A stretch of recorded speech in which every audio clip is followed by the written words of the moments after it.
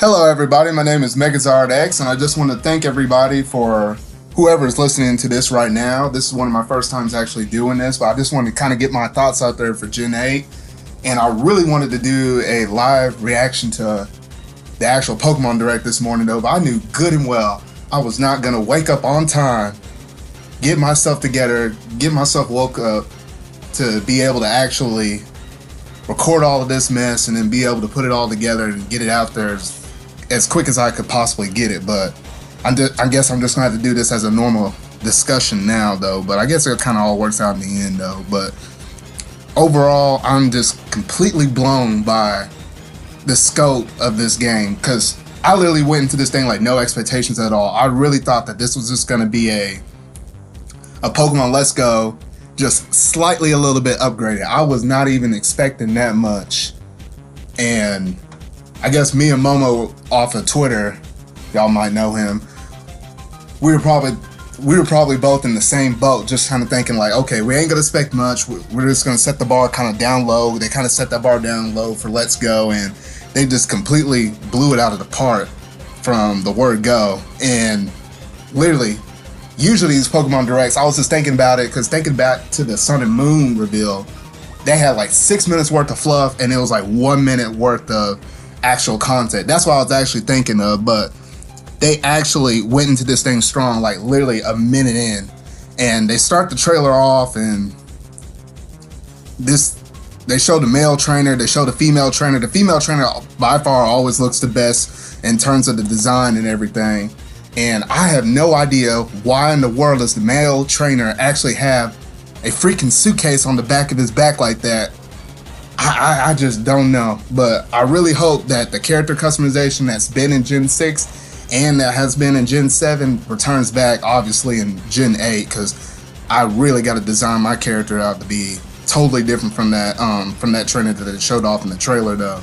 But then just looking at the scope and the size of the scale for these games, I'm like, they show off that first route at the town, and yeah, this is based on the UK and everything. So I guess I don't know how that rumor started with the whole people thought it was going to be king and queen, but it wound up being sword and shield at the very end though. But the matter of fact that people kind of guessed it from it being based on the UK, I guess I don't know how that happened, but hey, we got that one right. And it's also kind of funny because Masuda at the same time actually teased himself actually like holding up, I can't remember what he was holding up. He was holding up something similar to a shield and then had like a camera stand or something in his hand acting like a sword, and he did that back in October. So looking back at it now, I guess I was like, well dang, I'm like, now we're just going to have to always keep an eye on Masuda's Twitter a year before the next Pokemon games comes out, because I think he's been known to actually kind of tease these games in the future though. But just going through the trailers, I'm just really shocked at how they did all of this stuff. I'm kind of disappointed that random encounters are back.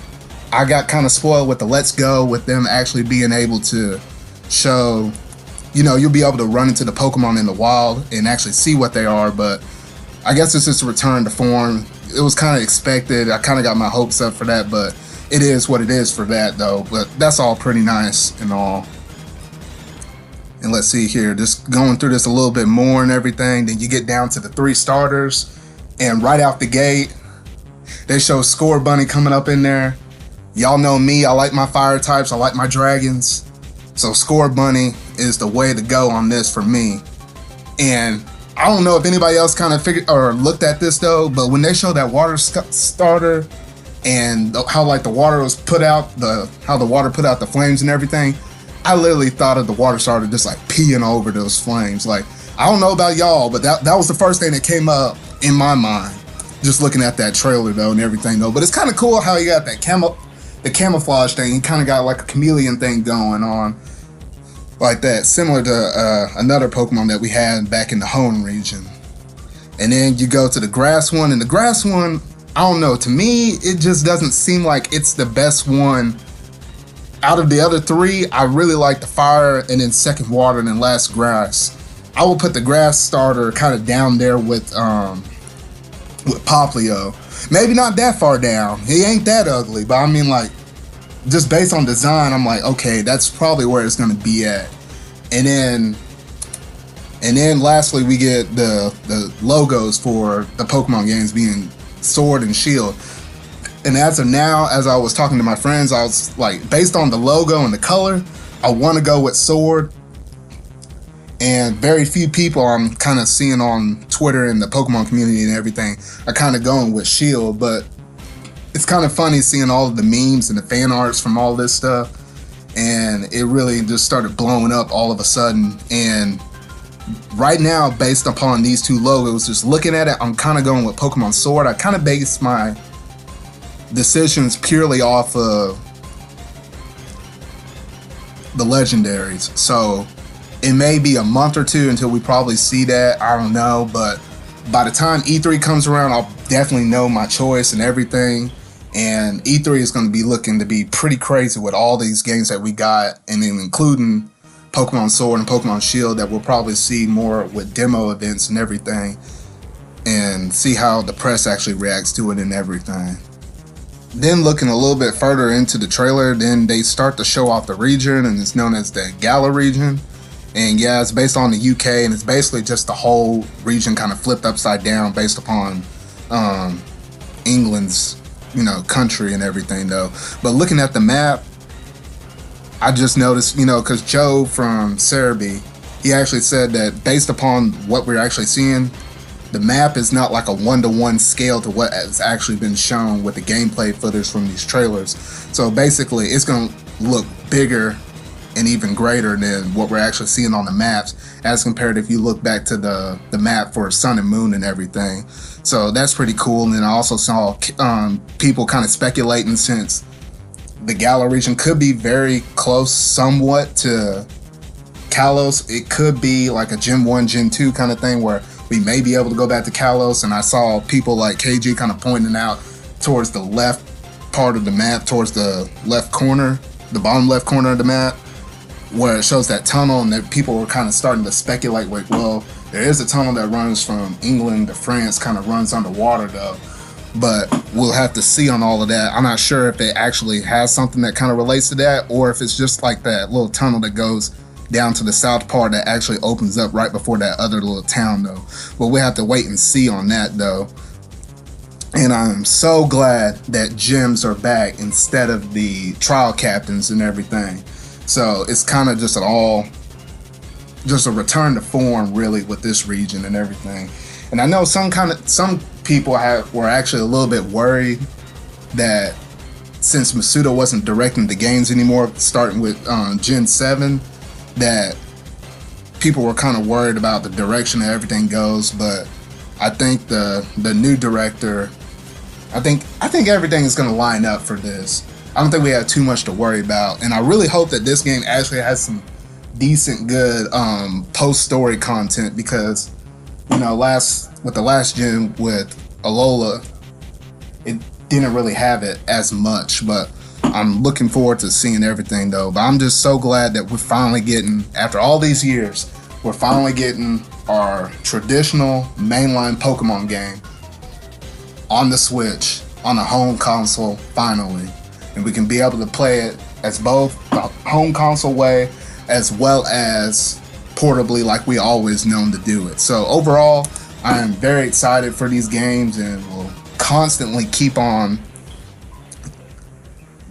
desperately or anxiously waiting for the next new trailers and stuff. And it's gonna be a long haul from waiting all the way from late February all the way till November. I'm going to go ahead and guess and predict that the games are probably going to drop around November 15th, because they always kind of drop around my birthday anyway. So I'm thinking it's either the 15th or it's going to be a week after the 15th though. But that's my initial guess and everything though.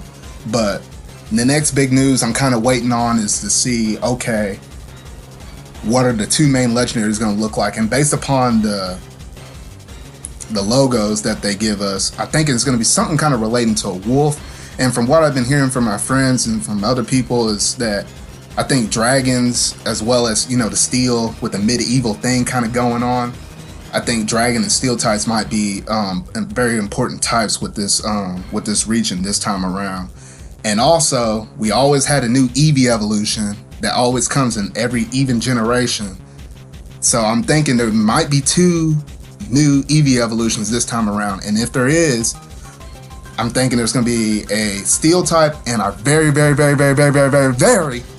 hope that we get a dragon type as well. Fingers crossed for that one, because Eevee will have so much more importance to me if they finally give it a dragon Eevee evolution. But other than that, I really enjoyed this direct. They said it was 7 minutes, supposed to be 7 minutes long, and actually it was like 6 minutes and 24 seconds. So I don't know about the way how they said that and everything though. But overall, I am very impressed with this. They kind of blew it out of the water. I was thinking it was going to be much less than what we actually got. I was thinking we were just going to get title names and a bunch of fluff. And one last thing, they actually teased that, saying that this is not the only thing that's coming in 2019. We have other projects coming out as well that y'all will enjoy. I mean, probably obviously talking about the Detective Pikachu trailer, not the trailer, but the Detective Pikachu movie, as well as potentially other games. And I was just predicting maybe they'll drop the Red, Blue, Yellow, Gold, Silver, Crystal on the eShop for the Switch. Maybe throw Ruby, Sapphire in. I don't know. That's probably a possibility. And maybe they'll give us a good old Pokken tournament too. Okay, I really hope not, but maybe a mystery dungeon. It's been long overdue since we had the last good mystery dungeon, and we need to get one on the Switch. But other than that, I was really impressed by this. And yeah, this is just my initial thoughts and my quick discussion over the first Pokemon Direct. So looking forward to all the other bit of news that we'll be getting over the next few months. And that's all I got right now. So everybody, I wish y'all a great day, a great night, good morning, good evening, wherever you're at. Stay cool.